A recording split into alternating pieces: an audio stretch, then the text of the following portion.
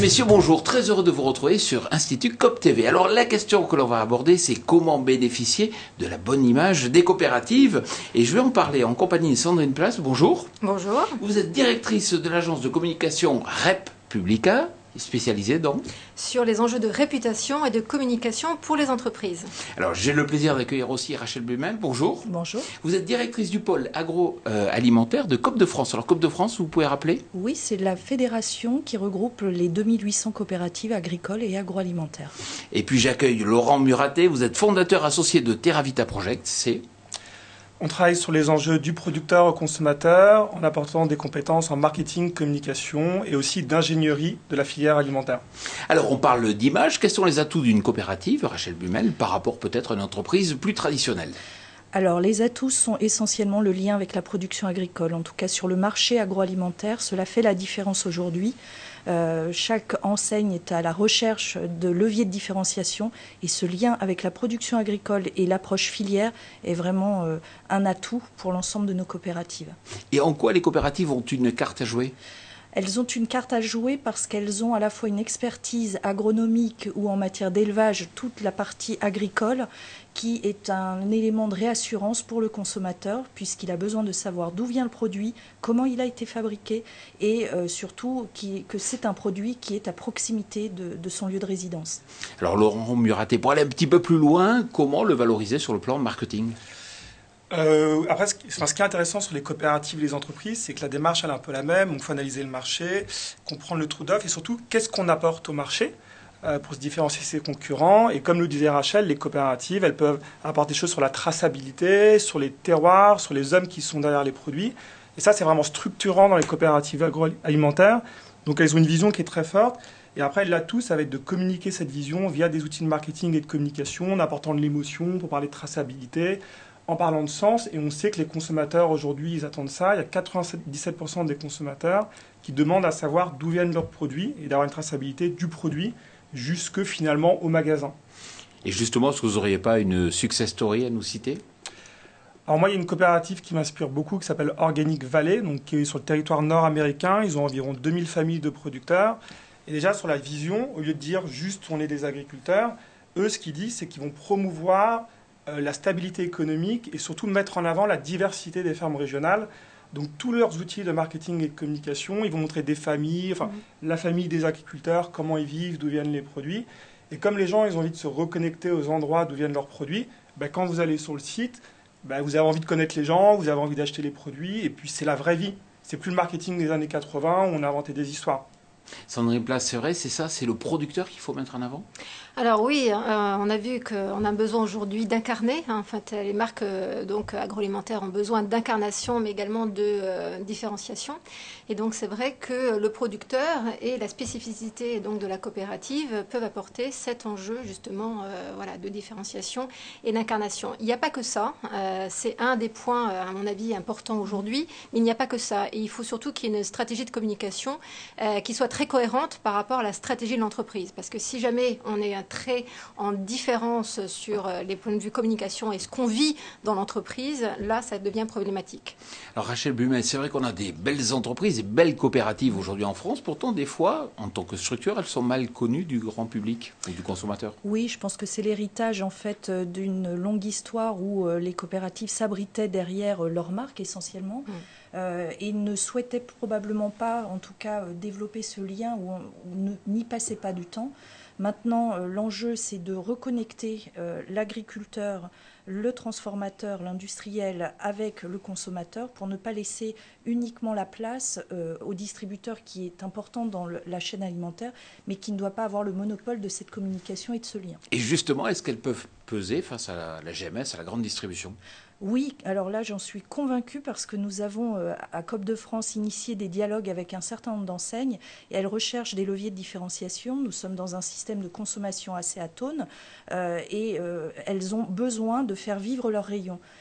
Donc pour cela, elles ont besoin d'animation, elles ont besoin de recréer ce lien avec le producteur agricole et c'est ce que nous allons essayer de mettre en place de façon collective puisque nous travaillons uniquement sur les aspects collectifs. Alors Sandrine Place, vous dites, dans les stratégies, il faut prendre en compte le le consommateur, mais aussi les parties prenantes. Qu'est-ce que vous entendez par là? Alors, c'est très simple. En fait, communiquer, qu'est-ce que ça veut dire? C'est simplement donner du sens aux valeurs et aux actions de l'entreprise ou de la coopérative. Mais c'est aussi rentrer en relation. C'est-à-dire qu'on ne peut pas communiquer sans entrer en relation.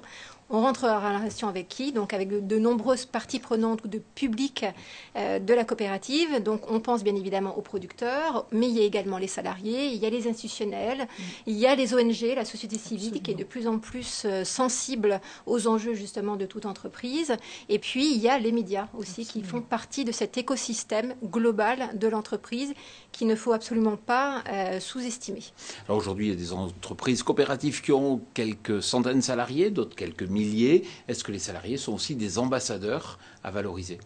Alors, c'est un très bon point parce que généralement, on se focalise de manière extrêmement rapide sur les enjeux externes et finalement, on néglige beaucoup l'interne. On néglige beaucoup ces salariés qui aujourd'hui, à mon avis, sont les meilleurs porte-parole de ce qui se passe dans l'entreprise, de leur engagement et finalement de la manière dont ils vivent la coopération. Donc ça, c'est un point assez important aujourd'hui. On y revient. Mais c'est encore difficile. Laurent Muratet, de façon concrète, comment on pourrait, si on est une coopérative, identifier quels sont les atouts à mettre en avant? Est-ce qu'il y a une méthodologie? Je peux vous donner un exemple concret, mais la méthodologie, en tout cas du marketing, je le disais tout à l'heure, elle est la même pour tout le monde. Analyser le marché, les acteurs, voir ce qu'on peut apporter. Je pense notamment au marché du miel. Où sur le marché du miel, aujourd'hui, sur beaucoup d'emballages, il y a marqué miel, Union européenne et hors Union européenne. Donc en fait, soit le monde entier. Et je vois une coopérative agricole avec des apiculteurs, eux, ils vont dire, OK, nous, on est capable d'apporter un miel d'origine 100% garantie et le tracer du pot, de nos ruchers jusqu'à la tartine, en fait, jusqu'au miel, jusque chez les consommateurs. Et ça, c'est une vraie plus-value ajoutée. Donc à partir du moment où ils disent, voilà, on apporte une origine 100% garantie, c'est la traçabilité dont on parlait tout à l'heure et qui est une vraie plus-value. Donc une fois que ça s'est dit, c'est sympa, mais ce n'est pas le plus glamour de la terre. Les gens, ils n'achètent pas que le miel pour ça. Là, on peut mettre les visages sur les producteurs et dire, voilà, on vous garantit l'origine. Et derrière, il y a un homme. Et en plus, vous pouvez aller rencontrer cet homme en trouvant son adresse sur le site Internet. Donc c'est un exemple concret de comment on valorise la traçabilité, mais avec les hommes. Et puis surtout, les gens attendent de rencontrer les gens en amont de la filière. Et en plus, l'apiculture, ça intéresse plein de gens.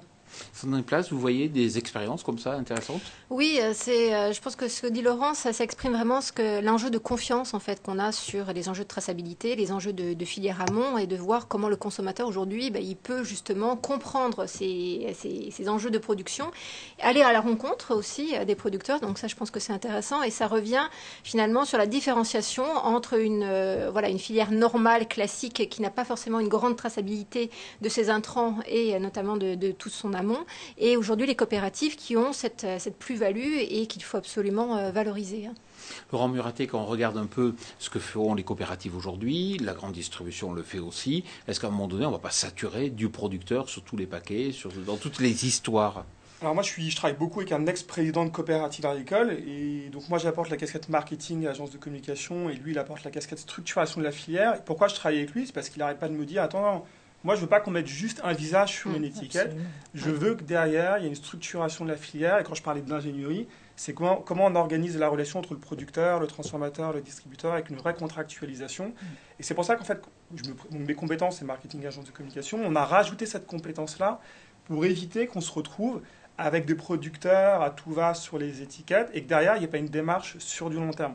Donc il y a à la fois des compétences, on va dire, d'externe, de mise en avant, mais il y a un vrai travail de fond, de filière à mettre en avant pour que ça fonctionne et que ce ne soit pas juste un effet de mode et qu'on ne gadgetise pas les visages des personnes qui ont des histoires.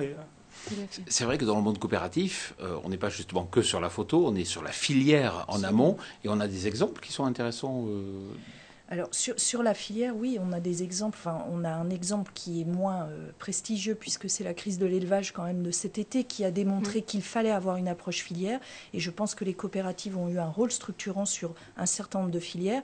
On peut donner un exemple dans les filières céréalières où on a des qualités de blé qui accréditent une démarche de valeur ajoutée avec l'U-Harmonie, par exemple, ou même McDo, qui initie des contrats pluriannuels avec ses fournisseurs de fruits, légumes, de viande, de manière à se garantir un approvisionnement de qualité et dans la pérennité. Et c'est vraiment ce que l'on souhaite développer avec plus d'enseignes et l'ensemble du réseau. Parce qu'on fournit à la fois les industries alimentaires, la restauration hors domicile et la grande distribution, mais aussi les artisans et les métiers de bouche.